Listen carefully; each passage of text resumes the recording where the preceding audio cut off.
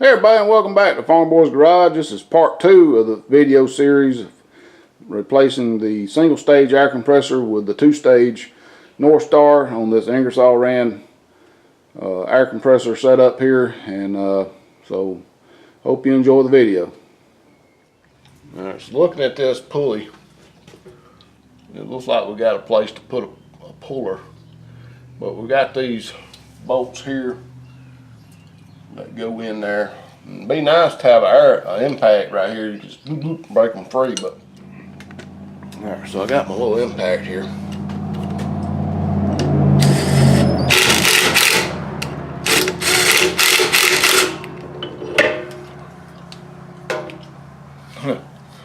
Well, all that did was push the pulley off of this hub right here. It didn't really do anything to pull the hub off the motor. So now I got to get something, slide hammer or something, and see if we can't pull that off. All right, so this may or may not work. There ain't a whole lot of room. There ain't a whole lot of threads in these 2 bolts I got stuck in here. So I'm just gonna barely tab it.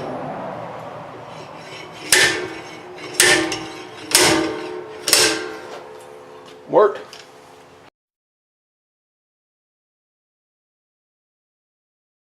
Today we're going to try to get at least the compressor mounted. I have received another pulley, so I ordered a smaller pulley. So as you can see, there is a difference there, and this pulley is made to fit on this split bushing that came with this compressor. So basically, the split bushing goes on, and then as you tighten everything up, it's tapered and it tightens it up against the shaft. So I elected to go with this. I got this on Amazon, and of course it was more expensive than just a regular cheap pulley. This is made by Browning, and this is AK44H. It is 4 1/4 inches. And I think the other one was a little over 5. So on the previous video, if you remember, we calculated that that pulley would cause this compressor to run faster than it was expected to run at. So we got us a small one. And we're just going to drive that on there flush. And as we tighten this up, at some point it ain't gonna get much tighter, but we're gonna send the bolts through the holes that's non-threaded here. And my other one.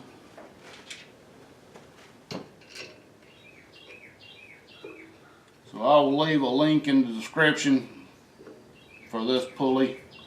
Everything pretty much came from Amazon that I'm using, although you can get the compressor directly from Northern Hydraulics, or Northern Tool now, I think is what it's called. But I just elected to get everything through Amazon. It's just easier for me. We just want to bring this up evenly. We'll tighten one and we'll tighten the other.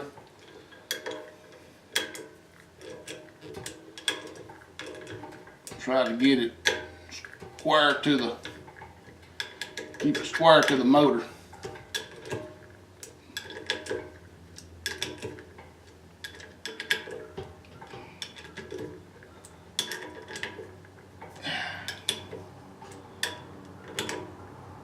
I think that's gonna do it right there. Alright, so now I'm gonna go ahead and set the compressor up here, and I've got the motor centered in the adjustment slots, so I can have room to push it out, push it in to get the belt off. So we'll put the compressor up here, we'll get the belt on, and we'll figure out where we need the compressor to be mounted to be in line and straight. Oh, another thing I found out on these compressors is for the first 50 hours, they do not want you to use a synthetic for break-in. So I'm gonna have to go and find some regular non-detergent SAE 30 oil to put in here for break-in, and then after 50 hours you can drain it out and put synthetic in here. I did not realize that before, you know, because you know you like synthetic. I'd rather run synthetic, but probably they want it non-synthetic so it has a little bit of friction and it'll wear the parts in. Alright, so I gotta go find an impact and see if we can get this bolt off out of there. Alright, hopefully I'm going to go the right way. I'm gonna go normal, you know, lefty loosey, righty tighty. And I think I should have got a 13mm. So that is the right way. Whew, that's good. Pulley. And this pulley does not have a keyway. So apparently it's tapered. You know, it's definitely a tapered fit.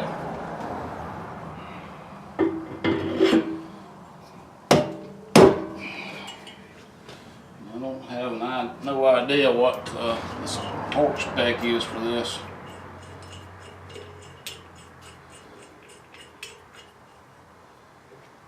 We're just gonna put it on pretty snug. Try not to break it.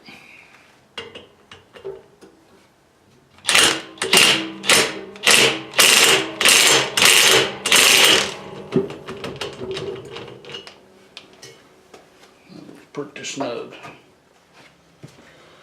Alright, I should have got a little bit longer one. This is not gonna be.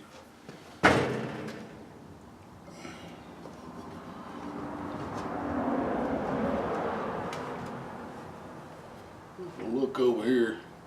I'm trying to center this in the pulley here. And it looks pretty straight. It's down the middle. So I believe just a little bit right there straightened her up. It's looks pretty straight right there.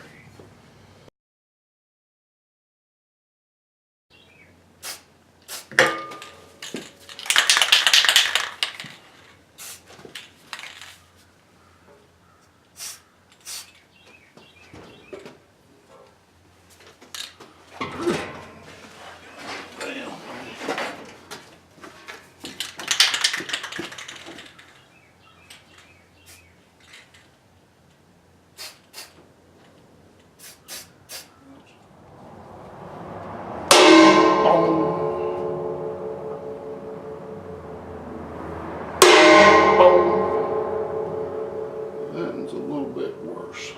Let's see, this one's pretty good. I hope I'm right on this one because it kind of got smeared a little bit. I can see the other two really good, but that one I'm just not sure about. I think it's right here.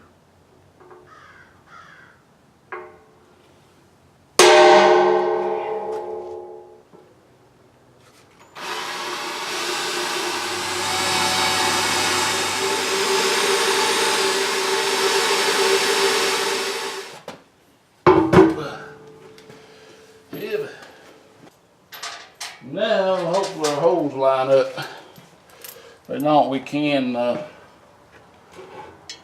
them bigger.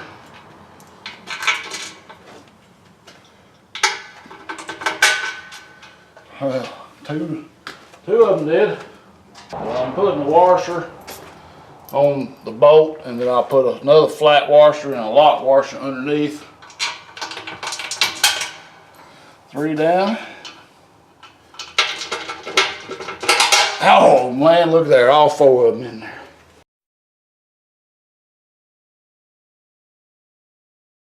So she should be pretty straight. It looks like it's pretty much even distance behind the wheel there, so that looks good. We'll get the belt on, get the motor tightened up.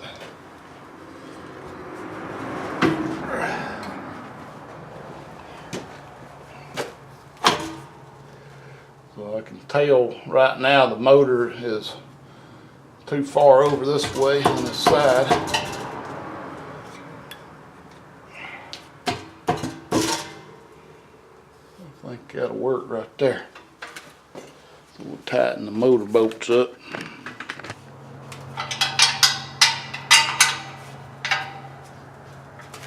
Motor's tight. A little bit of deflection, but we don't want it overly tight. I think that'll work. It looks fairly straight. The motor looks straight in the mounts here. I'll show you what I'm looking at.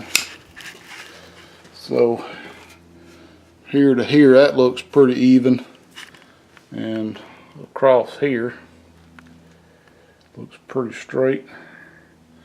So that while ago this motor was kinked over this way, it was way over. So I had to push this end back and leave this end where it was because it was tight. So I think that'll work. Well, that's the easy part. Now we got to plumb it up and get it to go into the tank.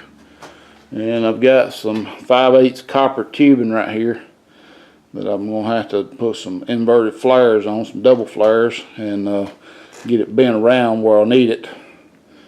So what I'm going to use on the compressor, I don't know if this is going to work because it don't appear to be made for a flare inside there. So I may have to go find something different. But the check valve, wherever it's at, there it is. This check valve, as you can see, will fit that 5/8 nut, and it is made for an inverted flare. I don't know if y'all can see it's raised up in there, so that will seal. But these don't appear to be, they appear to be flat straight across right there. So I may be wrong. They may have a little bit of lip on them. It's hard to tell. The only way we can do is try it and see if it'll seal. It's fine. It will fit. This will fit the compressor. I've already test fitted that, so I'm on my word really about the end here. And if not, we can get a different fitting. But to get this big check valve into the air compressor, we've got to remove that adapter that's in here, that's in the bung hole. This adapter, I guess that's kind of a dirty word, ain't it, bung hole, but the adapter that's in there is made for a smaller check valve. It's made for this little check valve that came out, and you can see there's quite a big difference. And I don't know if you can really see. Put the ends together. And so anyway, I think that adapter is just going from this size to this size. So it shouldn't be that hard to get out if I can get to it. I can get to it from this hole right here, but if I can get to it from underneath, that'll work too. I think I can. So I'm going to try to get that out, and we'll get this check valve installed, and then we'll be ready to plumb the copper. And I've got a tubing bender specifically made for 5/8 copper, and we're going to have to go all the way from right here over and then down and around, because there's going to be an air cleaner there, so it's going to have to kind of bend around and then come straight down that hole right there into the top. So luckily this compressor did not cover the hole up. So anyway, that's going to do it for part 2. Thanks for watching, and stay tuned for the finale, part 3, coming soon.